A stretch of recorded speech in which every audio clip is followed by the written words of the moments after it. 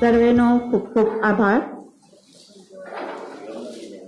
આજના કાર્યક્રમ અંતર્ગત અભિવ્યક્તિ અંક કે જેમાં સમગ્ર બીએડ પરિવારની કૃતિઓ રજૂ કરેલ છે, તો અભિવ્યક્તિ અંકના વિમોચન માટે હું ફરીથી સર્વે મહાનુભાવોને આમંત્રિત કરીશ કે તેઓ આજના બીએડના કૃતિઓની રજૂ થયેલી અભિવ્યક્તિ અંકનું વિમોચન કરે. Please sir.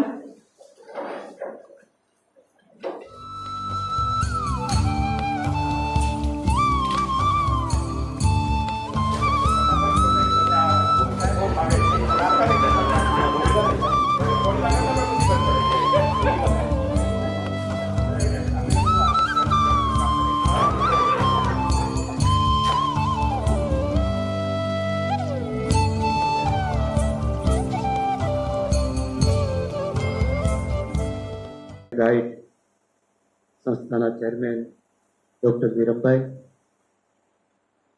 ભાઈ શ્રી ભારતભાઈ, ડોક્ટર ગરડા, હિનાબેન, મારા સૌના વડીલ એવા ઝાલાભાઈ, કેતનભાઈ, ઉપસ્થિત બધા જ શિક્ષક મિત્રો અને આ વેબિનારમાં જોડાયેલા બધા જ વિદ્યાર્થી, પૂર્વ વિદ્યાર્થી ભાઈઓ અને બહેનો, ગાંધીજીની આ 7 શતાબ્દી નિમિત્તે 2 પુસ્તકોનું વિમોચન થયું. હું તૈયાર કરનાર એડિટોરિયલ ટીમ અને એમાં જે લોકોએ પોતાની કૃતિઓ મૂકી છે, રિસર્ચ મૂક્યા છે, એ બધા જ વિદ્યાર્થી ભાઈ બહેનો, શિક્ષકો તમામને અભિનંદન આપો. ગાંધીજીનો જન્મદિવસ તો આવતીકાલે છે. આજે એની પૂર્વ સંધ્યા, પૂર્વ દિવસ છે. ત્યારે ગાંધીજીને શિક્ષક મિત્રો નવી પેઢી પાસે નહીં લઈ જાય તો બીજું કોણ લઈ જવાનું છે?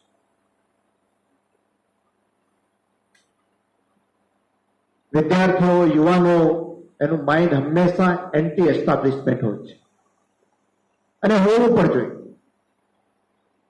પ્રવાહ ચાલતો હોય એની સામે પ્રશ્નો કરે, ગાંધીજીને કરે, ભગવાનને પણ કરે, આપણને સૌને પણ કરે, એ આવકાર્ય હોય છે. પરંતુ પ્રશ્નો કરતા પહેલા એ શેના માટે પ્રશ્નો કરે છે એનો અભ્યાસ, એની જાણકારી એની પાસે હોવી જોઈએ. તો જ આપણે નવી પેઢીને તૈયાર કરી શકીએ. અને એના માટે આપણે સૌએ, યુવા પેઢીએ અને આપણે બધાએ ગાંધીજીને વાંચશું નહીં. જો કે આખો જન્મ વયો જાય તો પણ ગાંધીજી પર લખાયેલા પુસ્તકો, ગાંધીજીએ લખેલું સાહિત્ય એ કદાચ આપણે પૂરું નહીં કરી શકીએ. હમણાં જ થોડા દિવસ પહેલા ગાંધીજીએ સ્થાપેલું જે પ્રકાશન સંસ્થા છે નવજીવન, એમાં કહેલો કે જમીન અને સંસ્થા લગભગ આપણી કોલેજ જેવી છે. બાજુમાં જ ગુજરાત વિદ્યાપીઠ છે. એમાં થોડા ઘણા ગાંધીજીના પુસ્તકો છે. એ એક વિશાળ લાઇબ્રેરી હોય એનાથી ઓછા ગાંધીજી ઉપરના પુસ્તકો લખાયા. લાઇબ્રેરીમાં તો બધા જ લેખકોના, બધા જ પ્રકાશકોના હોય, પરંતુ માત્ર ગાંધી ઉપર લખાયેલા પુસ્તકો છે એ પણ એક લાઇબ્રેરીથી ઓછા. અને એ પણ મારા તમારા જેવા કોઈ લખ્યા છે એવું નહીં, પણ વિશ્વની જે મહાન વિભૂતિઓ છે એ બધી જ વિભૂતિઓએ ગાંધીજી ઉપર લખ્યું છે. એટલું નહીં, ગાંધીમાંથી પ્રેરણા પણ. વિશ્વનો મહાન વૈજ્ઞાનિક આઇન્સ્ટાઈન એમ કહે કે આવનારી પેઢી કદાચ માનશે નહીં કે આવો હાડ માંસનો બનેલો માણસ આ પૃથ્વી ઉપર અવતરીને આટલું બધું કામ કર્યું. દુનિયાનો એક પણ એવો દેશ નથી કે જ્યાં એક દેશનો ગાંધી ન હોય. દુનિયાનો એક પણ દેશ એવો નથી. પાકિસ્તાન હોય તો સરહદના ગાંધી છે. અમેરિકા હોય તો માર્ટિન લ્યુથર કિંગ અમેરિકાના ગાંધી છે. દક્ષિણ આફ્રિકા હોય તો નેલ્સન મંડેલા ત્યાંના ગાંધી છે. એટલા માટે કે ગાંધીમાંથી પ્રેરણા મેળવી અને દુનિયાએ મહાન વિચારકો ઉભા કર્યા. આપણો દેશ પણ ગાંધીને શું કરવા માને છે? વ્યક્તિગત રીતે તો કદાચ મહાન વ્યક્તિઓ કેટલી થઈ હશે, પણ ગાંધી જેવા થયા કે જેણે હજારો ગાંધી દેશમાં ઉભા કર્યા. એક સરદાર નહોતા, હજારો સરદાર. આપણે એક સરદારને ઓળખીએ છીએ, પણ હજારો સરદાર ગામડાઓમાં શહેરોમાં કામ કરતા હતા. હજારો નહેરુ કામ કરતા હતા. હજારો અબ્દુલ કલામ આઝાદ કામ કરતા હતા. એક આખી એવી પેઢી ઉભી થઈ, એક વિશ્વ ઉદ્ભૂતિઓ ભેગી થઈ કે જે સેન્ચુરીમાં એક સૈકામાં એકાદ બને જન્મે એવા સેંકડો લોકો એક જ સેન્ચુરીમાં ગાંધીજી આ દેશને ભારત ટકી રહે અને ભારતના પડોશી દેશ છે એ ભાંગીને ભૂકો થઈ ગયા. લોકશાહી વ્યવસ્થા ન રહી, અરાજકતા આવી. આ બધું શું કરવા આવ્યું? કારણ કે ત્યાં ગાંધીને રસ્તે ચાલનારા લોકો નહોતા. આપણા દેશમાં ગાંધીને રસ્તે ચાલનારા લોકો છે.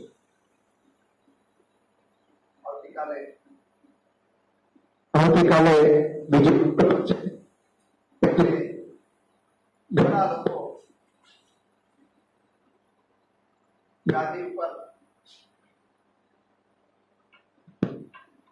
ઘણા લોકો ગાંધી ઉપર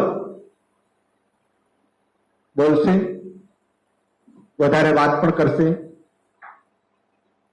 અને હવે તો દુનિયામાં દેશમાં આપણી મજબૂરી થઈ ગઈ કે ગાંધીની વાત કર્યા વગર લોકોની સાથે કનેક્ટ નથી થઈ શકતું. કેટલું વર્સેટાઇલ વ્યક્તિત્વ હતું.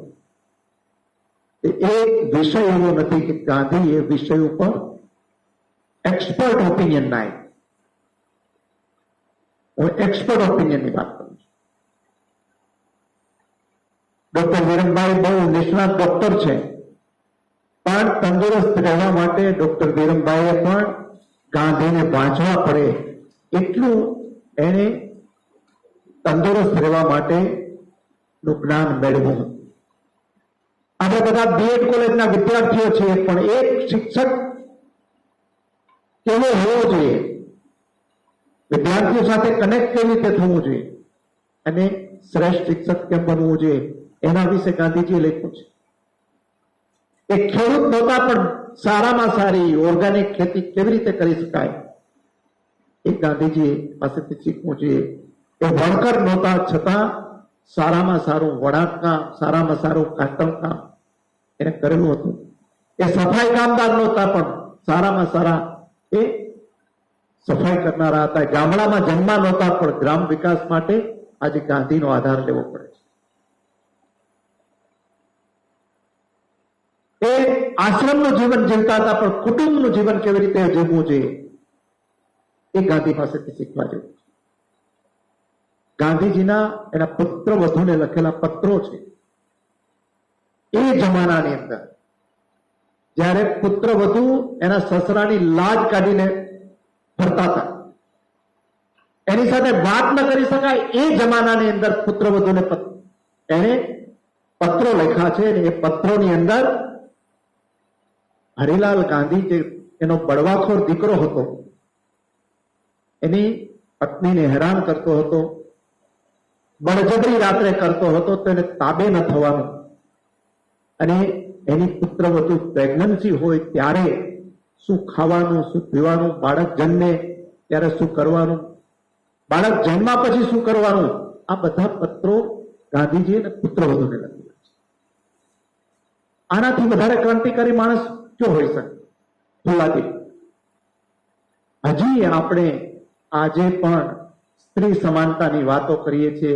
ગાંધીજીનું આશ્રમ જીવન છે એ જાતિ, સંપ્રદાય, ધર્મ, જેન્ડર બધાથી પર સ્ત્રી પુરુષો એકદમ છેવાડાનો માનવી અને એકદમ જેમ કહ્યું હમણાં બરોડા સાહેબે વિદેશથી આવેલી મીરા કે આ બધા હોય એ બધા જ એક જ આશ્રમમાં એક જ સાથે રહે. અને એવા નહોતા કે ભૂખડી બારસ બધા આવેલા હતા, એવાય હશે કદાચ મારા જેવા, પણ સોનાની ચમચી સાથે જન્મેલા લોકો છે એ ફકીર થઈ ગયા. ત્યારે જુદો જમાનો આવ્યો છે, ફકીરમાંથી સોનાની ચમચી વાળા થઈ ગયા. ઉલટું થયું છે. એ જ લોકો પાસે ગાંધીજીની વાત કરે છે. ગાંધીજી 1930 દાંડી યાત્રા કરી 12મી માર્ચ 1930 આશ્રમમાંથી નીકળ્યા અને દાંડી ચોક છે આજનો, ત્યાં સંકલ્પ કરીને નીકળ્યા કે કાગડા કૂતરાને મોતે મરીશ, પણ જ્યાં સુધી સ્વરાજ નહીં આવે ત્યાં સુધી આશ્રમમાં પગ નહીં. મને સદભાગ્ય મળ્યું હતું 2005 ગાંધીની જે દાંડી યાત્રાને 75 વર્ષ પૂરા થતા હતા એ યાત્રામાં જોડાવાનું સુનિલ દત્ત સાહેબની જોડે. અને એ વખતે ગાંધીને વડાવવા માટે અમદાવાદની વસ્તી છે એ 75,000ની અને ગાંધીજીને વડાવવા માટે 2 લાખ લોકો ભેગા થયા.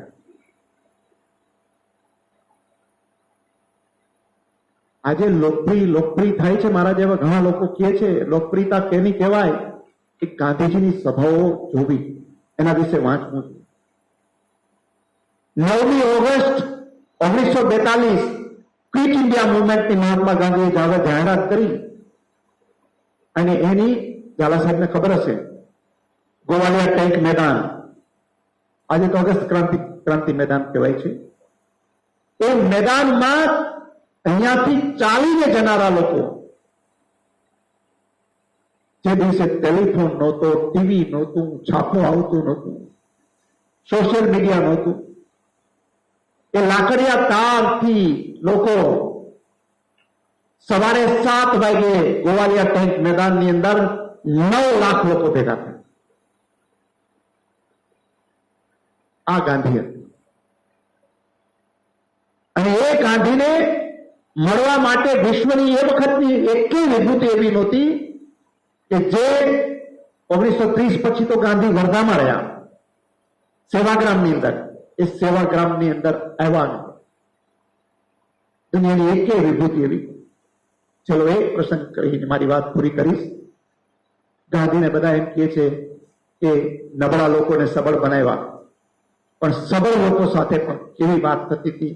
આઈન્સ્ટાઈનની તો વાત કરી, પણ એ વખતના જે 5 મહાસત્તાઓ હતી એમાં ચીન પણ એક હતી અને એના પ્રમુખ, એના બાદશાહ હતા એ વખતના એ ચાંગ કાઈ શેક, જેને માઓએ ઉચલાવ્યા 1945. એ 1938 મહાત્મા ગાંધી અહીંયા ભારતની મુલાકાતે આવ્યા. એને કહ્યું કે મારે મહાત્મા ગાંધીને મળવું છે. બ્રિટિશરોએ કહ્યું કે એ તો રાજનો ગુનેગાર છે, કેવી રીતે મળી શકો, પ્રોટોકોલ પ્રમાણે મહાસત્તા છો, તમે ન મળી શકો. વાતે સાચી.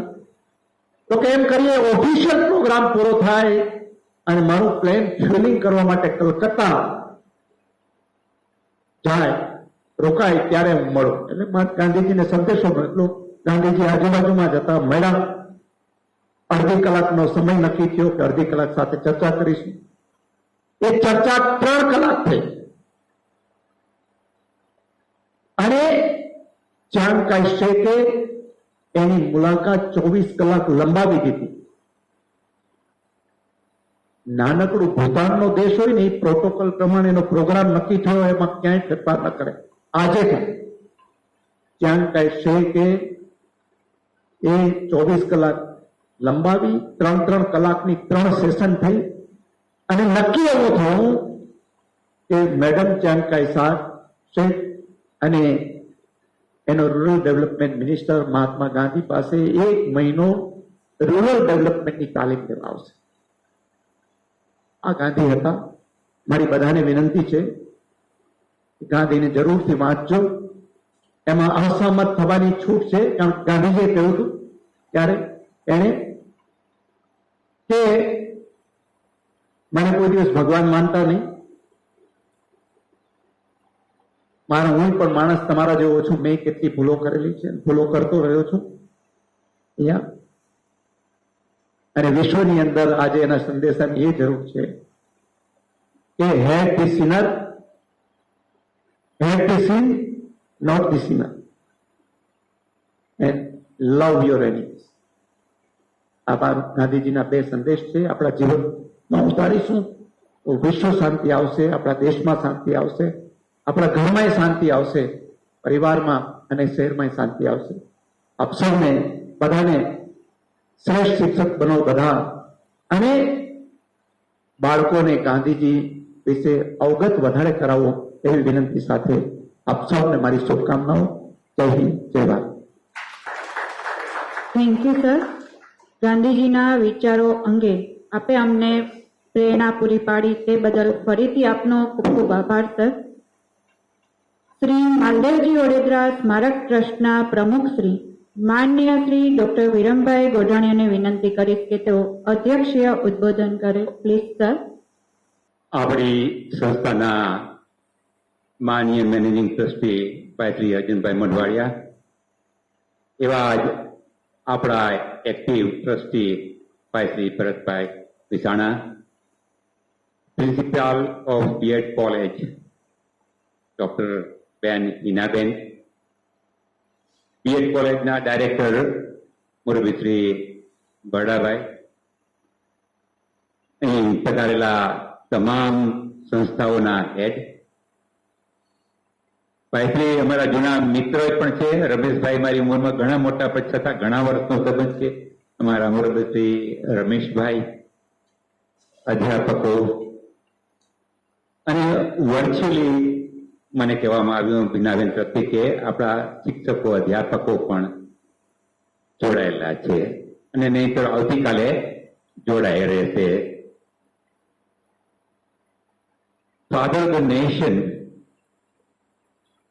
રાષ્ટ્રપિતાના જન્મ દિવસે વિવિધ સંસ્થાઓમાં વિવિધ જગ્યાએ દર વર્ષે એમને શ્રદ્ધાંજલિ, ટ્રિબ્યુટ, હોમેજ આપવા માટે અનેક પ્રસંગો ઉજવવામાં આવે છે. આપણી સંસ્થામાં પણ આપણી પરંપરા રહી છે કે આપણે આ દિવસ બહુ સુંદર રીતના ઉજવીએ છીએ. આજે એક અનોખો પ્રયોગ કરી વિદ્યાર્થીઓએ પૂજ્ય બાપુની જીવન કથા, તેમનું વ્યક્તિત્વ, તેમના વિચારો, એનું ઉપર ઊંડાણથી વિચાર કરી, સંશોધન કરી એક પુસ્તક બહાર પાડેલું છે. તેમનું અમે બધાએ વિમોચન કર્યું. ખરેખર અમે આનંદની લાગણી અનુભવીએ છીએ.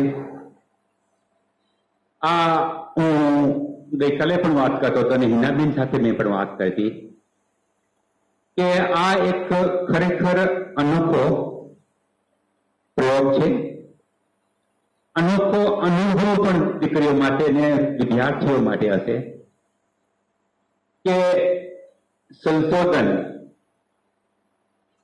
બીએડમાં થાય, સાહિત્યમાં થાય, લિટરેચરમાં થાય, એ જ સાચું શિક્ષણ છે, એ જરૂરી છે.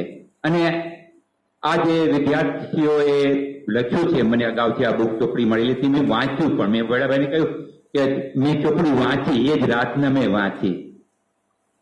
વિદ્યાર્થીઓ ખૂબ મહેનત કરી છે, ઘણા વિષયો ઉપર, એમના વિચારો ઉપર, એના સિદ્ધાંતો ઉપર, એની વ્યક્તિત્વ ઉપર કોઈ કોન્ટ્રોવર્સી વગર બહુ સુંદર રીતના રજૂઆત કરી છે. આની પાછળ હું જાણું છું કે બેન હિનાબેન પ્રિન્સિપાલ તથા ભરડા સાહેબ એમનું માર્ગદર્શન હશે. પણ મને ગમ્યું, હું કાયમ કહેતો આવ્યો છું ઘણા વર્ષોથી આ સંસ્થામાં કે just the classroom is not the end of the education. education begins when you start thinking. અને આ વિષય ઉપર તમે વિદ્યાર્થીઓએ સંશોધન કર્યું. What is it? રિસર્ચ. આજે જે શિક્ષણની પદ્ધતિ છે એ પદ્ધતિ ને રિફોર્મ કરવાની ખાસ જરૂર છે, એ તો આપણે જાણીએ છીએ.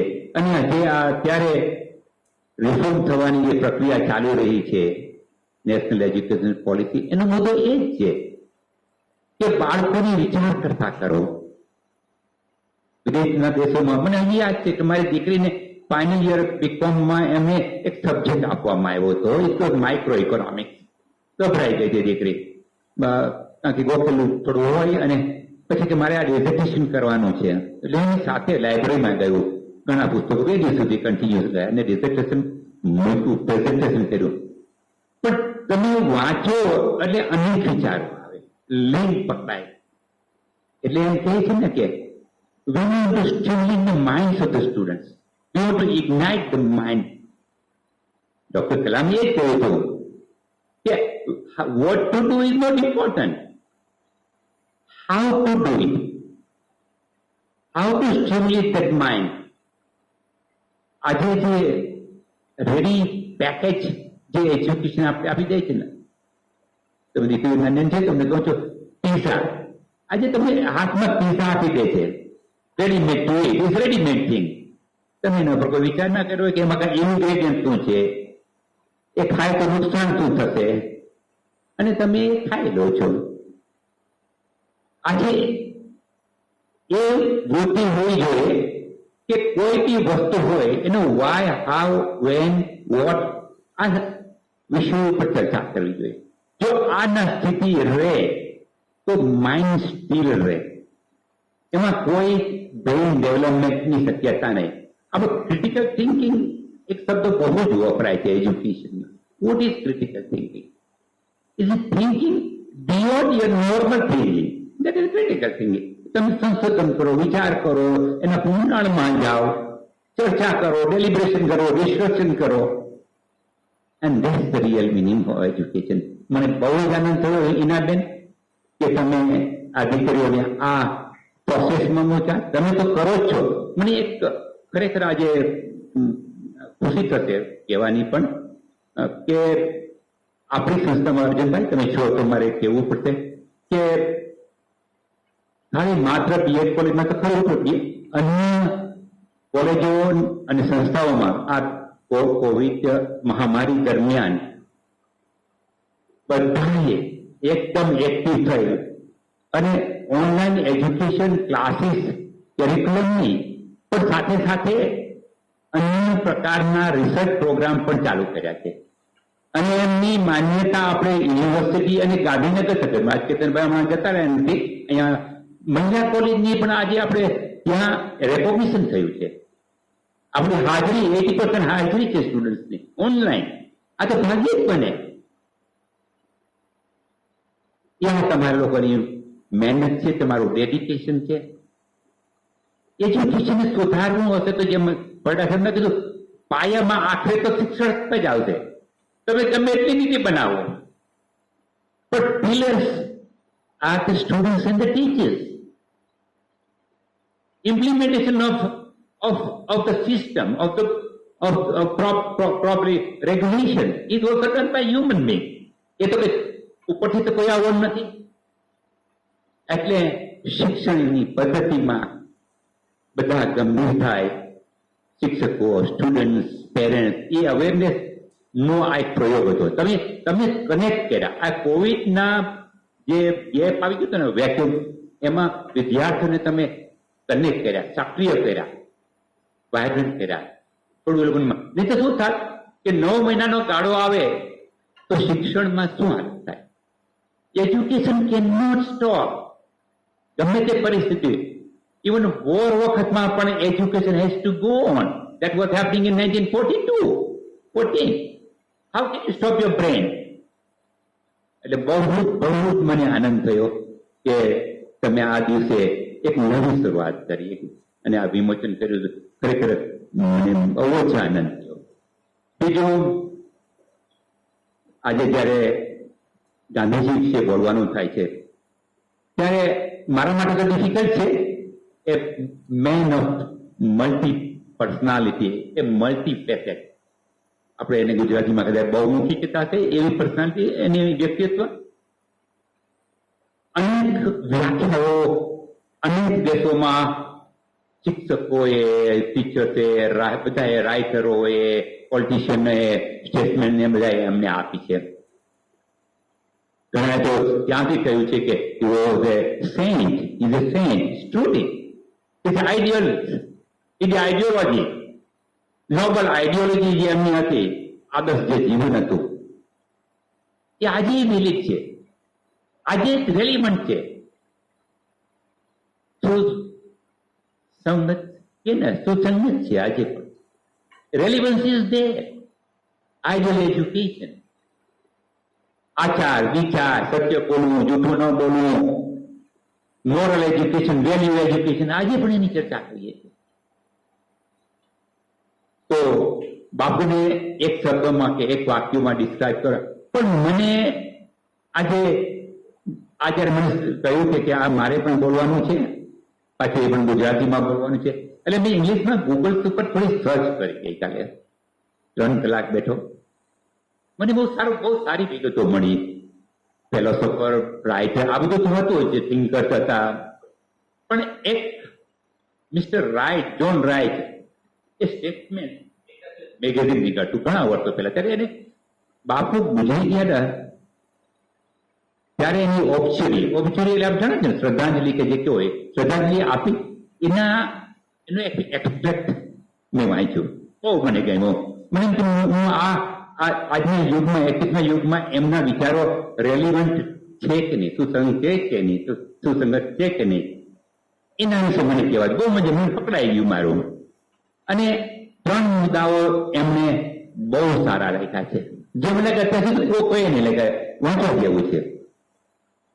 પેલું એમને કહ્યું કે he was unique in himself, અને એક નવું ક્લોન કે કોણ કર્યું એને એક સેન્ટેન્સ કે હી was a dedicated servant leadership.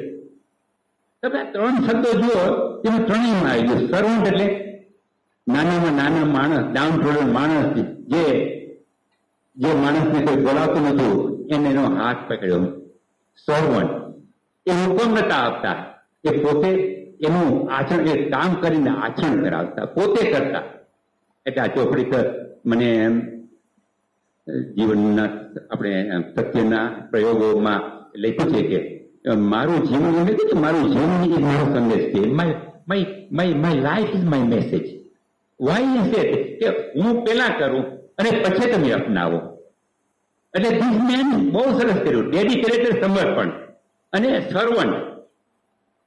A leadership start with a servant from bottom. અને બીજો શબ્દ એમને વાપર્યો છે કે હી was a giant strategist. Ajaybhai તમને ગમશે, આ પોલિટિકલ શબ્દ છે અને મેનેજમેન્ટ શબ્દ છે, સ્ટ્રેટેજિસ્ટ.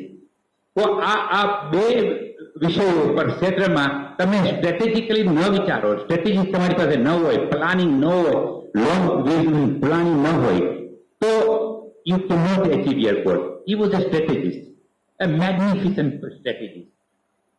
અને ત્રીજો શબ્દ એમને વાપર્યો છે, he was a brilliant visionary. એને આપણે બધાને ખબર છે કે જયારે 1914-15 જયારે સાઉથ આફ્રિકા છોડીને આવ્યા ત્યારે એ તો ખાલી હાથે આવેલા, છૂટે ફૂટે રહ્યા હતા ત્યારે. પણ એમણે જોયું કે આ દેશમાં જો મારે મારું ચલણ ચલાવવું હશે, મારે કામ કરવું હશે, મારે આ લોકો સાથે બેસવું હશે, આ વિચારો સાથે સંમત થવું હશે, તો I have to identify the people who are here. અને કોણ હતા? ડાઉન ટ્રોડેડ, નાના માણસો, નાના માસ.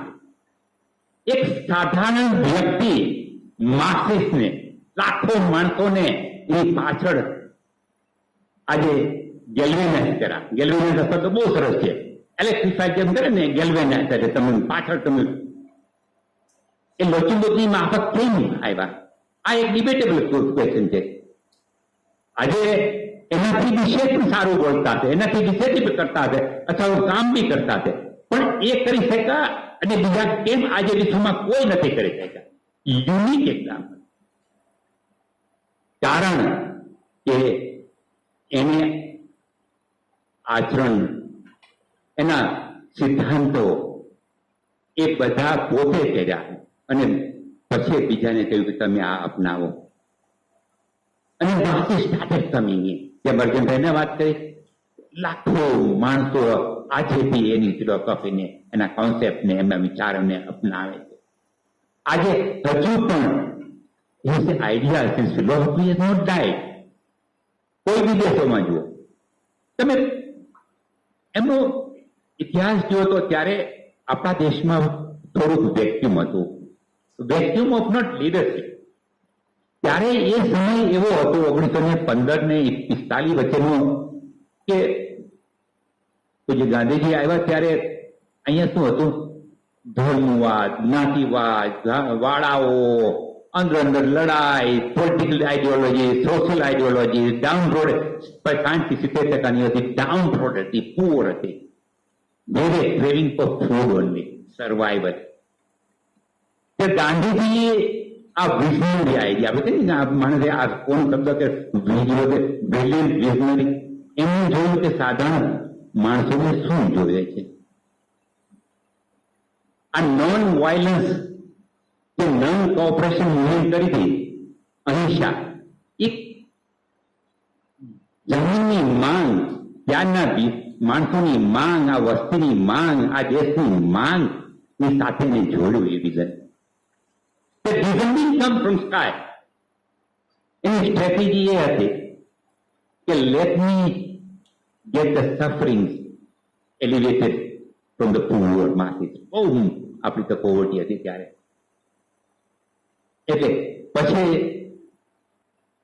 એમણે જે મુવમેન્ટ ચાલુ કર્યું એમાં પણ જે નોન વાયલન્સ મુવમેન્ટ એ આજે પણ વિશ્વમાં છે, રેલિવન્ટ છે, અને હું માનું છું કે રેલિવન્ટ રહેશે.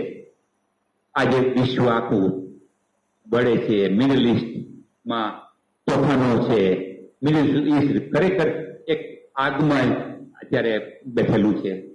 આજે તમે જો તો ટ્રેડ વોર છે, કોલ વોર છે, તમે જો તો સંઘર્ષ બાઉન્ડ્રી ઉપર છે, સંઘર્ષ દેશોમાં છે.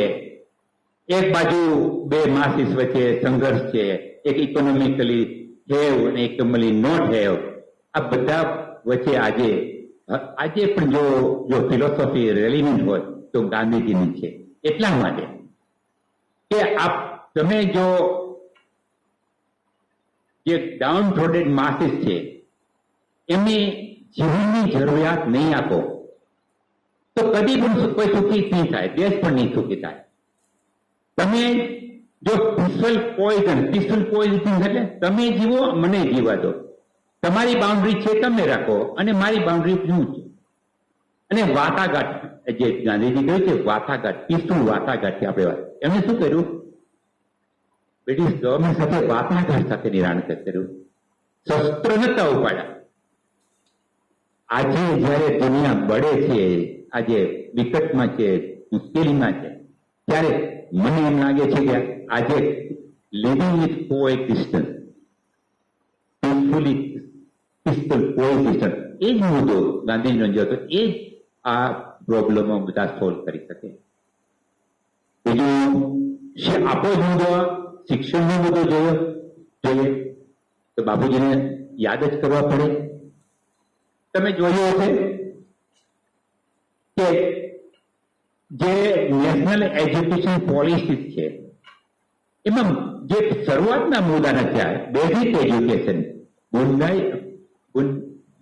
બુનિયાદ education, elementary education, primary education, પાયાનું શિક્ષણ, આ જે શબ્દો અનેક વાપરીએ છીએ ને આપણે, એમ ગાંધીજીએ પણ કીધેલું કે એના ઉપર જ ભાર મૂકવાનો છે. શિક્ષણ મોરલ સાથે હોવું જોઈએ, વેલ્યુ સાથે હોવું જોઈએ, પેટ્રિયોટિક હોવું જોઈએ, શિસ્ત હોવું જોઈએ. અને સાથે સાથે મને એમ લાગે છે કે જો એજ્યુકેશન, પ્રાઇમરી એજ્યુકેશનમાં ફેરફાર આજે એનઈપી પોલિસીમાં છે એ અમલવારી થાય તો આ દેશ માટે ખૂબ લાભદાયક છે. કારણ કે બેઝિક એજ્યુકેશન નથી અપાતું, નથી કહેતો. ઓન બુક્સ છે, પ્રાઇમરી એજ્યુકેશન છે, બેઝિક એજ્યુકેશનમાં, પણ જ્યાં સુધી રાઇટિંગ, રીડિંગ 3 hours એમાં ન્યુમરોલોજીકલ અને લિટરસી એના ઉપર જ્યાં જે ભાર ન મુકાય, જે ગાંધીજીએ મૂકેલો હતો કે બાળપણમાં તમે આ પ્રાથમિકતા એને આપો. આજે તમે બાળક 8મા ધોરણમાં પણ એમને હજુ લખતા નથી આવડતું, તો એ પ્રાથમિક એજ્યુકેશન આપણું ક્યાં છે? તમે કઈ અપેક્ષા હાયર એજ્યુકેશનમાં રાખી શકો જ્યાં બાળક રીડિંગ અને રાઇટિંગ નથી કરી શકતા? એટલે આજે ગાંધીજીના મૂલ્યો જે હતા કે તમે બેઝિક એજ્યુકેશન ઉપર ભાર મૂકો, બેઝિક એજ્યુકેશનને સુધારો, એમાં જે આ પ્રયત્નો થઈ રહ્યા છે નેશનલ એજ્યુકેશન પોલિસીમાં, મને એમ લાગે છે કે આવતા દિવસોમાં ખૂબ એમાં પ્રગતિ થશે અને ઇમ્પ્લિમેન્ટ પણ થશે. બીજું હાયર એજ્યુકેશનમાં પણ આજે જોઈએ છે ગાંધીજીએ ક્યારેય પણ એમ નથી કર્યું કે રેંટિયાઓ પર તમે કરો, ઇન્ડસ્ટ્રી ચલાવો. એમ નથી કર્યું કે તે ગામડામાં ઇન્ડસ્ટ્રી નથી કરવું. પ્રોબ્લી હી મીન્સ કદાચ ત્યાં આજે 21મી સદીમાં ટેકનોલોજી, વિજ્ઞાનની દુનિયામાં પરિવર્તન આવવું જોઈએ, એ સ્વાભાવિક છે. ડિજિટલ એજ્યુકેશન આવવું જોઈએ. ડિજિટલ એજ્યુકેશનની સાથે પણ રિસર્ચ, સાયન્સ, ઇનોવેશનની શરૂઆત થવી જ જોઈએ. પણ સાથે સાથે એ ટેકનિકલ એજ્યુકેશનમાં જે જરૂરિયાતો છે, જે બેઝિક જરૂરિયાતો છે, તે આપણે એડીપીમાં જોઈ રહ્યા છે કે બધી, હું ડિટેલમાં નથી જતો, પણ બધી ડિટેલમાં લીધેલી છે કે શિક્ષકોનું એસેસમેન્ટ થવું જોઈએ. શિક્ષકો ઉપર બહુ ખૂબ ભાર મૂક્યો છે. શિક્ષકોને વારંવાર એને સર્ચ કરવા પડે, ટ્રેનિંગ આપવી પડે, એનું પ્રમોશન પણ એના સજ્જતા ઉપર હોય, એજ્યુકેશન ઉપર, એક્સપિરિયન્સ ઉપર હોય. આ બધું ઘણા મુદ્દા જે છે. એટલે મને એમ લાગે છે 35 વર્ષ પછી પણ આપણા દેશમાં કંઈક નવા રિફોર્મેશન, નવા ચેન્જીસ આવે છે અને એ ઇમ્પ્લિમેન્ટ થાય એવી આપણે આશા રાખીએ. છેલ્લે અત્યારના જે મુદ્દામાંથી પસાર થયા છે, જે મહામારી કટોકટીમાંથી, કોવિડના કટોકટીમાંથી પસાર થઈ રહ્યા છે, ત્યારે પણ આપણે કોઈ મહાત્મા ગાંધીની કેવી રીતના ભૂલી શકાય? તમે આંકડા જુઓ અત્યારે કે ગામડામાં કેટલા કોરોના કેસીસ છે, કેટલા મોર્ટાલિટી રેટ છે, કેટલા મરણ છે, અને શહેરમાં જુઓ. એનું કારણ શું? ગામડામાં ફ્રેશ એર, સાત્વિક જીવન, ઓર્ગેનિક ફૂડ, શ્રમ. તે ગાંધીજી શ્રમમાં ખૂબ માનતા. પોતે જાતે જ મહેનત કરતા, જાતે પોતે ઘરમાં પણ પોતે પોતાનું કામ કરી લેતા. આ હિસાબે આને કારણે જ હું માનું છું કે ઇમ્યુનિટી વધી છે ગામડામાં. એ ઇમ્યુનિટી વધી છે એને કારણે ત્યાં કોરોનાનું સંક્રમણ ઓછું છે, શહેરમાં વધારે છે. ખોરાક બદલાયેલો છે, જીવન સાદું નથી, પ્લસ એડિક્શન. આજે જે મારી દે છે એ એડિક્શન, જે વ્યસનો છે, દુર્ગુણો છે, જે ટબેકો છે, દારૂ છે, આ બધાથી હું તો એક મેડિકલ ડોક્ટર તરીકે તમને કહેવા માંગુ છું કે એનાથી શું તમારી ઇમ્યુનિટી સાવ ખતમ થઈ જાય છે, ઇમ્યુનિટી ઓછી કરી નાખે. ત્યારે આજે આ કોવિડના પિરિયડમાં પણ આપણે જો પૂજ્ય ગાંધીને યાદ કરીએ, એમના જે જીવનના જે મૂલ્યો હતા, એનું સાદું જીવન હતું, પ્લસ આદર્શો હતા, અને સાથે સાથે હું એમ માનું છું કે પૂજ્ય ગાંધીજીની જે આઈડિયલિસ્ટિક વિચારધારા હતી સામાજિક, કે બધા સરખા છે, બધાની સાથે તમે એક સમાનતાથી વાતો કરો, કોઈ નીચું નથી, કોઈ ઉપર નથી. આ બધી જે વાતો છે ને એ આપણે આજે પણ અપનાવવાની જરૂર છે, રેલિવન્ટ છે. છેલ્લે વધારે ન કહેતા ફરી એક વખત આજે ભાઈ શ્રી અર્જુનભાઈ અહીં આવ્યા, ખરેખર મને આનંદ થયો. ઘણો વખત પછી આપણે સાથે મળીને અર્જુનભાઈ સાથે આવી ચર્ચા કરી રહ્યા છે. અર્જુનભાઈનો અનુભવ લેવો, એમને સાંભળવા, એ પણ અમારા માટે પણ લાવો છે. અમે તો અવારનવાર બધાને સાંભળતો, શિક્ષણમાં એમને ખૂબ અનુભવ પોલિટિક્સમાં તો છે જ, નિષ્ણાત છે પોલિટિક્સમાં, એટલે મારે તો કઈ કહેવું ના પડે. પણ આજે અર્જુનભાઈ આપનો પણ હું ખૂબ આભારી છું, સંસ્થા વતી પણ આભારી છું કે આપણે સમય કાઢ્યો. અને આપ લોકોને બધાને શિક્ષકોને પણ મારી એક ભલામણ છે, વિનંતી છે કે શિક્ષણમાં પરિવર્તન આવવાનું છે. આપણે જાણીએ છીએ શિક્ષણ રિફોર્મ થવાનું જ છે. ડિજિટલ એજ્યુકેશન ટેકનોલોજીને અપનાવવાની છે. એમાં કોઈ બે રસ્તા છે જ નહીં. આજે નહીં તો કાલે વિશ્વની સાથે જોડાવવું જ પડશે. એ હરીફાઈમાં આપણે જોઈન થવું જ પડશે. એ હરીફાઈ સાથે જ રહેવું પડશે. તો આપણે બધા શિક્ષકો ખાસ કરીને આ શિક્ષણને મજબૂત કરવા માટે જે બી આજે નવા વિચારો આવે, આધુનિકતા આવે, એને અપનાવીએ. મને આનંદ એ થાય છે હિનાબેન, તમે લોકોને 2 મહિના પહેલા ખાલી માત્ર 3 મહિના પહેલા બધી સંસ્થાને આપણે ભરતભાઈ કેવડાવ્યું હતું ને, બરોબર ને, કે હવે ઓનલાઈન એજ્યુકેશન શરૂ કરવાનું છે. આપણે એટલે કોઈ નહીં કર્યું એ પહેલા જ આપણે બધી વાતચીત અહીં ચાલુ કરી હતી, બરોબર છે ને. કોઈ નથી કરી આખા પોરબંદરમાં કે આ શીખવું પડશે. બધા શિક્ષકો, અરવિંદભાઈ તમને નહીં લાગે, બધા આપણા સ્ટાફે, અધ્યાપકો બધાએ જેને નથી આવડતું પણ એ પણ શીખા. જે જે જે જે કોઈ મને લાગે માઇક ઉપર, મારા જેવા જે માઇક ઉપર અને ઓલા પર ટીવી ઉપર નહીં બોલ્યા હોય એ પણ આવીને આજે ઓનલાઈન શિક્ષણ એકદમ સુંદર રીતના ચાલે છે. એટલે મારું કહેવાનું મંતવ્ય એ છે કે લેટેસ્ટ આપણી જાતને હવે કહેવું પડશે કે શિક્ષણ બદલાવ આવી રહ્યો છે, જે રિફોર્મેશન જે આવી રહ્યા છે એ સ્વીકારવા જ પડશે. જો આ એજ્યુકેશન રિફોર્મ ન થાય, 35 વર્ષ પછી આપણે કરીએ છીએ આ બદલાવ, ઐતિહાસિક છે, ઐતિહાસિક ઘટના છે, તો શું થશે કે જે વિશ્વના દેશો છે ઇનોવેશનમાં કેટલા આગળ છે, રિસર્ચમાં કેટલા, આજે પણ અર્જુનભાઈ આપ તો આંકડા જાણતા હતો કે આખા વિશ્વમાં 200 યુનિવર્સિટીમાં પણ આપણી યુનિવર્સિટી પણ નથી. આપણે એક પણ ઇનોવેશન આજે પણ ભરતભાઈ ઇનોવેશન, મેજર ઇનોવેશન એક પણ દુનિયામાં આપણે આજે રજીસ્ટર નથી કરાવેલું. જે છે એ બોરોડ છે અથવા આપણે એસેમ્બલ છે. ઘણી રીતે આપણે કહીએ છીએ ને, ટેલિફોન આપણે ભારતમાં બનાવીએ છીએ, આટલા મિલિયન આપણે એસેમ્બલ કરીએ છીએ. કારણ કે 5G ટેકનોલોજી આજે વિશ્વમાં ઘણા દેશો પાસે આવી ગઈ, પણ આપણી પાસે હજુ નથી આવી. આપણે કોલોબ્રેટ કરીએ છીએ કોઈ સાથે, આવશે, નજીકમાં જ આવશે. પણ હું કહેવા માંગુ છું કે જ્યાં સુધી બેઝિક એજ્યુકેશન ન ઇમ્પ્રુવ થાય, જ્યાં સુધી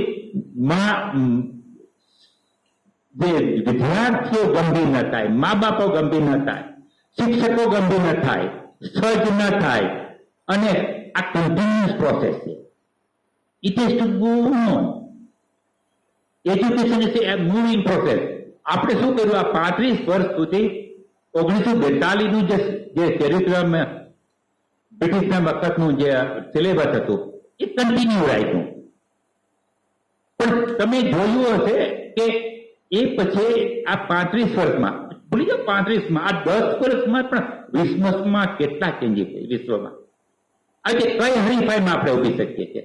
આપણા બાળકોને આપણે જોબલેસ બનાવીએ છીએ, ગ્રેજ્યુએટ જોબલેસ. આ શબ્દ બહુ સરસ છે, ગ્રેજ્યુએટ જોબલેસ.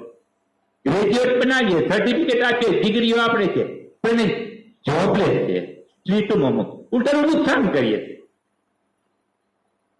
સ્કિલ વગર નો ગ્રેજ્યુએટ તમે ક્યાં ઉભો રહેશે, કયા દેશમાં ઉભો રહેશે? એના કરતા તો આજે વિશ્વમાં 50% નર્સિસ છે આપણી ભારતની અને ફિલિપિન્સ છે, કારણ કે સ્કિલ છે. એક પણ અહીંયા ગ્રેજ્યુએટ આજે સ્કિલ વગરનો જોબ નથી મેળવી શકતો. એટલે શિક્ષણમાં આપણે બધાએ ગંભીર થવું પડશે. અને મને આશા છે કે આપણી સંસ્થામાં એટલીસ્ટ આપણે નવું આવું કરતા રહેશું. આ નવો પ્રયોગ કરવો એ પણ બહુ સુંદર છે, પણ કંઈક ને કંઈક નવું કરતા રહેશું, પ્રયોગો કરતા રહેશું. પ્રયોગો બહુ ઇમ્પોર્ટન્ટ છે, પ્રયોગો કરતા રહીએ આપણે. ખાલી તમે આ તો મેં મારો અનુભવ છે, 30 વર્ષ તમારા સાથે હું જોડાયેલા છું શિક્ષણમાં. એટલે આ વિસ્તારમાં હું અર્જનભાઈ અડવાણામાં મને ખબર છે 1984 મેં એક ઓલો હતી આપણું ડોટ હતો, એમાં જ આપણે ઇંગ્લિશ મીડિયમ સાથે અમે એ વખતમાં હું અર્જનભાઈ ઇંગ્લિશ મીડિયમની વાતો કરતા. વિચાર કરો, 84-85 ની વાત. જે રમેશભાઈ ને આપણે બોલાવ્યા હતા, યાદ આવે છે ને? પણ એ પરિવર્તન આવવું જોઈએ. શિક્ષણ મર્યાદિત હોવું જ ન જોઈએ. ભાષા is a means of communication, પણ then it's a knowledge. It has to go on. તો સોરી વધારે મને ગુજરાતી બોલી, પણ શિક્ષણનો વિષય આવ્યો એટલે ખૂબ ખૂબ આભાર, ધન્યવાદ. અને આજે આ દિવસે, આ પવિત્ર દિવસે પૂજ્ય બાપુને વંદન કરી એમના ચરણોમાં, અને તમને બધાને આ સમય કાઢ્યો, ખાસ કરીને હિનાબેન તમને આ વિચાર આવ્યો. સંસ્થામાં અનેક પ્રવૃત્તિઓ ચાલે છે, પણ મને ગમ્યું પહેલેથી તમે આવ્યો ને ત્યારે મેં તમને વાત કરી, મને શિક્ષકોને જોડો. મને તમે શિક્ષકોને જોડ્યા છે વર્ચ્યુઅલી, પણ મને ગમ્યું. આવીને આવી પ્રવૃત્તિ આપજો. આભાર, ધન્યવાદ. Thank you. Thank you sir. આપે અમને એજ્યુકેશન, આજની શિક્ષણ નીતિ અંતર્ગત તથા સાથે સાથે ગાંધીજીના આદર્શ જીવન અંગે માર્ગદર્શિત કર્યા, તે બદલ ફરીથી આપનો ખૂબ ખૂબ આભાર સર. કાર્યક્રમના અંતે ડોક્ટર વી.આર. ગોઢાણીયા બીએડ કોલેજના પ્રાચાર્ય ડોક્ટર હિનાબેન ઓડેદરાને વિનંતી કરીશ કે અત્રે ઉપસ્થિત સર્વે મહેમાનોનું આભાર દર્શન કરે. Please madam. બેન જાનકીબેન, પેલા હું ઝાલાભાઈને માઇક આપું છું, એ એક પ્રસંગ કહે પછી હું મારી આભાર વિધિ છે એ. હા પ્લીઝ. હા please sir. Where there is a will, there is a way. No sooner said than done. Thank you. Thank you sir. Shri Maldevji Odedara સ્મારક ટ્રસ્ટના પ્રમુખ માનનીય શ્રી ડોક્ટર વિરમભાઈ ગોઢાણીયા, શ્રી માલદેવજી ઓડેદરા સ્મારક ટ્રસ્ટના managing trustee Shri Arjunbhai Modhwadia, active trustee Bharatbhai Vishana,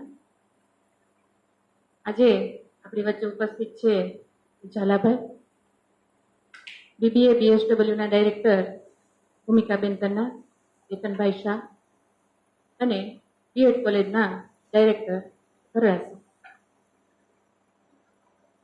લગભગ છેલ્લા 1 વર્ષથી પૂરું વિશ્વ જેની 150મી જન્મ જયંતિની ઉજવણી કરી રહ્યું છે, અને એના ભાગરૂપે બીએડ કોલેજ 1 વર્ષથી કંઈક ના કંઈક કાર્યક્રમોનું આયોજન કરી રહી છે. મને જણાવતા આનંદ થાય છે કે 150મી જન્મ જયંતિની ઉજવણીની જ્યારે વાત કરવામાં આવી ત્યારે સ્ટાફ મિત્રો બધા ભેગા થઈ અને કંઈક નવું કરવું એવો વિચાર કર્યો.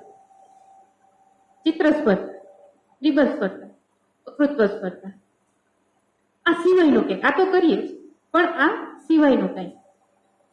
એમાંથી વિચાર આવ્યો, પાઠ્યપુસ્તક છે ને એમાં ગાંધીજીના પાઠ આવે છે, જેને સામાન્ય રીતના શિક્ષક બોલી જાય અને વિદ્યાર્થી સમજી અને એના પ્રશ્નના જવાબ આપી.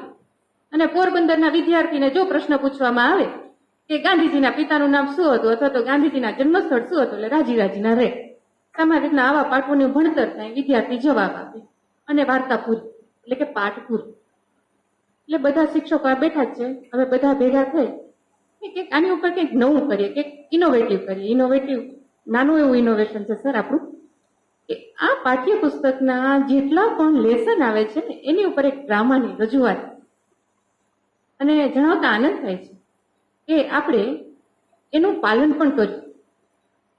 ગાંધી નિર્વાણ દિનના દિવસે આપણે દુર્ગેશભાઈ ઓઝા દ્વારા સ્ક્રિપ્ટ તૈયાર કરવામાં આવી, નિદર્શન દેવામાં આવ્યું.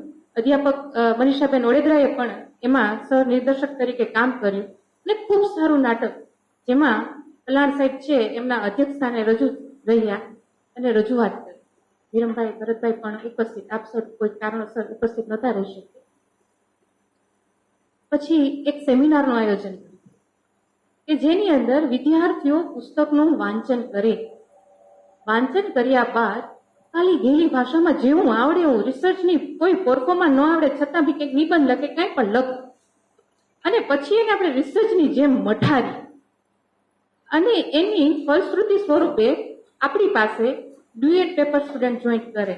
એક પુસ્તક હું વાંચું, એક પુસ્તક મારે આ બેનપણી વાંચે અને બે ભેગા મળીને લખ. આપણી પાસે 55 પેપર આવ્યા અને એનો સારાંશ આપણે વિદ્યાર્થીઓ પાસે જ તૈયાર કરાવડાવ્યો અને એની એક પુસ્તિકા તૈયાર કરવામાં આવી, જેનું આજે આપણે વિમોચન કર્યું છે. આ મુખ્ય 3 પ્રોગ્રામ સિવાય પણ આ આખા વર્ષની અંદર ગાંધીજી વિશેના વાર્તાલાપ, ભજન, ચિત્ર સ્પર્ધા, લાંબુ એક ચિતાર છે એ વર્ષ દિવસની અંદર પૂર્ણ કરવામાં આવે. મને આ બધાનું વક્તવ્ય, મહાનુભાવોના વક્તવ્ય સાંભળતી હતી ને, સરસ અર્જુનભાઈએ પહેલા શબ્દ પ્રયોગ કર્યો, ત્યારબાદ વિરમભાઈએ પણ શબ્દ પ્રયોગ કર્યો. એક સેકન્ડ માટે મને થયું કે કાશ વિદ્યાર્થી નજર સામે, વર્ચ્યુઅલ નહીં પણ કાશ નજર સામે હોય તો વિદ્યાર્થીની આંખ પણ મારે જોઈ. સામાન્ય રીતના આપણે શબ્દકોશની અંદર જીવંત જે વ્યક્તિ છે એના માટે જન્મ દિવસ શબ્દ વાપરીએ અને જે મૃત્યુ પામ્યા છે એના માટે જન્મ જયંતિ વાપરીએ. પણ સાહેબ મને બહુ આનંદ થયો કે આપણે જ્યાં બધા કર્મ કરીએ છીએ, જ્યાંથી આપણે કંઈક પ્રાપ્ત કરીએ છીએ, કોકને દેવાનો પ્રયાસ કરીએ છીએ, એના મોભી બધા જન્મ દિવસ બોલ્યાનો વિચાર મને ગમ્યો. અને એ શા માટે ખબર છે ને, આપણામાં એક કહેવત છે, હૈયે છે ઓઠે આવે, આ હૈયામાં છે એના વિચારો છે. આપણા ટ્રસ્ટીઓ જીવન જીવી રહ્યા છે. ગાંધીજીને માત્ર રિસર્ચ પેપર સ્વરૂપે નહીં કે માત્ર 1 કલાક નહીં, પણ એના વિચારોનું પાલન થાય છે તો જ આ શબ્દ છે એમના ઓઠે આવે. એટલે આપણે બધા પણ સદભાગ્ય છીએ કે આવા ટ્રસ્ટીઓના માર્ગદર્શન હેઠળ આપણે કામ કરી રહ્યા છીએ. આપણે ગાંધીજી વિશે વાતો કરીએ અને પછી આપણે એને અનુસરીએ નહીં, જેમ કે કચરો જ્યાં ત્યાં ફેંકો. ના ના ના ના, બધા બિંદુઓ છે એ બધા ભેગા કરીએ છીએ. સાહેબે બેઝિક એજ્યુકેશનની બહુ સારી વાત કરી. મને જ્યાં સુધી મારી સ્મૃતિમાં છે ત્યાં સુધી 1931ની અંદર ગાંધીજીએ નઈ તાલીમની વાત કરી અને સાહેબ એના પછી શિક્ષણ પંચો આવ્યા, નીતિ પણ આવી, પણ કોઈએ કંઈ નવું નથી. પેલા ધોરણમાં સ્ટુડન્ટ જાય એટલે એને 1 થી 100 જ શીખવાના હોય અને એબીસીડી અથવા તો કખગઘ શીખે. આનાથી વિશેષ કશું નથી. પણ મેથોડોલોજી, વિદ્યાર્થીની સમક્ષ જ્ઞાનનું પીરસણી કઈ રીતના કરવામાં આવે ને, આ મહત્વનું છે. લિટરેચરની અંદર પણ ઘણા બધા લેખકો આવે, એના વિશેની વાતો આવે, એના ઉપન્યાસોની ભણતર આવે. ગણિત વિજ્ઞાનનો વિષય મારો એટલે મને એના વિશે પણ વાત કરી. વિજ્ઞાનની બેઝિક થિયોરમ છે એ જે આવી ગયા છે એ આવી જ ગયા છે, પણ એની વિદ્યાર્થીની સમક્ષ કેમ મૂકવા એ કામ કરવું એટલે આપણો ધર્મ, શિક્ષક ધર્મ આવી જાય છે. આજે આપણે કાચા ક્યાં પડીએ છીએ, અભ્યાસક્રમ નહીં પણ વિદ્યાર્થીની સમક્ષ પ્રોપર રીતના મુકાતું નથી, ત્યાં આપણે કાચા પડીએ છીએ. ત્યાં કાચા પડીએ છીએ એટલે આપણે ક્યાંક ને ક્યાંક સાહેબ ઇનોવેશનમાં પણ નબળા પડીએ છીએ, કારણ કે સ્ટુડન્ટ ઓનલી પેપર સુધી જ પોતાની વાત છે એ રજૂ કરે છે. એટલે ખૂબ જ આનંદ થયો. સાહેબને પણ એક કટાક્ષ આપણને ગમ્યો છે, વિરમભાઈનો કટાક્ષ પણ, કે ઇનોવેશનમાં આપણે નબળા છીએ અને એ કટાક્ષ સાહેબ આપણે ક્યાંક ને ક્યાંક મૂકશું અને આ કટાક્ષને અમે પોઝિટિવલી લઈ અને આપણા ઇનોવેશન છે એક મોટા પાયાના થાય એવી પણ અમે પ્રયાસ કરશું. આખી અર્જુનભાઈએ પણ આખો ગાંધીજીનો ઇતિહાસ આપણી સમક્ષ મૂકી દીધો. 2-3 બિંદુઓ તો મને પોતાને પણ વિચાર કરતા કરી દીધા અને ખૂબ જ મજા આવી, ખૂબ જ. અને સાચા અર્થમાં ગાંધીજીના, હવે તો સાહેબ હું એ જન્મ જયંતિની બોલું, જન્મદિવસની પૂર્વ સંધ્યાએ આપણે જે પણ મનોમંથન કર્યું 1 વર્ષ, એનું તો વિમોચન થયું જ, પણ એનાથી પણ શ્રેષ્ઠ નવનીત આજે બહાર આવ્યું છે. અને અમે બધા મનોમંથન કરતા થયા. સ્ક્રીન પર દેખાતા આપણા પ્રશિક્ષણાર્થી ભાઈઓ બહેનો પણ કંઈક ને કંઈક વિચાર કરતા હશે, એ પણ બધા ઇનોવેટિવ છે, કંઈક કંઈક નવું વિચારતા હોય છે. અને આવતીકાલે આપણો આ પ્રોગ્રામ છે ભાઈ દ્વારા અત્યારના એડિટિંગ થઈ જશે એટલે મૂકશું FB ઉપર અને YouTube ઉપર. ત્યારે આપણા ભૂતપૂર્વ પ્રશિક્ષણાર્થી ભાઈઓ બહેનો અન્ય શિક્ષકગણ, સમાજ, વાલીગણ બધા જોશે એ પણ વિચારતા થશે કે નહીં, સાચા અર્થની અંદર જન્મદિવસની ઉજવણી તો આમ જ થવી જોઈએ. એટલે આ તકે બધા જ ખૂબ જ બિઝી શિડ્યુલમાં છે, ખૂબ જ બિઝી શિડ્યુલમાં, છતાં પણ આપણા બધા માટે ટાઈમ કાઢ્યો. આપણા સંસ્થાના પ્રમુખ ડૉક્ટર વિરમભાઈનો હું આભાર વ્યક્ત કરું છું.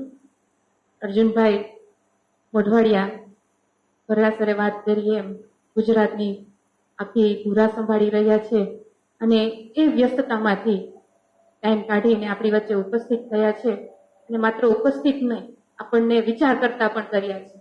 2-3 બિંદુઓ આપણી સમક્ષ મૂક્યા, એમાં પણ વિચાર કરતા આપણે થયા છીએ. અર્જુનભાઈનો પણ સાહેબ આભાર માનું છું. ભરતભાઈ વિશાણાનો પણ હું આભાર માનું છું. ઝાલાભાઈ, આપ પણ ઉપસ્થિત રહ્યા છો, આપનો પણ આભાર. આ તકે હું પલાણ સાહેબનો પણ આભાર માનું છું, કારણ કે એ એમના કાર્યના હિસાબે અત્યારના ઉપસ્થિત નથી રહી શક્યા, પણ એની શુભેચ્છાઓ મોકલી છે, આપણી પુસ્તિકા વિશેની સમીક્ષા પણ કરી છે અને આપણને અભિનંદન પાઠવ્યા છે. ને એના જ શબ્દો સાહેબ હું કહું તો એમને વાત કરી કે ગુજરાતમાં કોઈ એવી સંસ્થા નહીં હોય કે જેમને ગાંધીજીના વિચારો પર વિદ્યાર્થીઓ પાસે એટલું મનોમંથન કરાવ્યું છે. તો હું કલાણ સાહેબનો પણ આભાર માનું છું કે એમને શુભેચ્છાઓ પાઠવી. ભૂમિકાબેન, કેતનભાઈ શાહ અને અન્ય પ્રાધ્યાપક ભાઈઓ બહેનોનો પણ આભાર માનું છું. જાનકીબેન, આપનો પણ ખૂબ ખૂબ આભાર, સરસ સંચાલન કર્યું. વધારે કશું જ નહીં બોલું, બસ ફરી પાછા આપણે અવાજ ઉત્સાહ સાથે કંઈક નવા કાર્યક્રમમાં ભેગા થઈ એવી પ્રભુ પાસે પ્રાર્થના કરી. Thank you. Thank you madam. આજનો કાર્યક્રમ આપણે અહીંયા પૂર્ણ કરીએ છીએ. Thank you so much.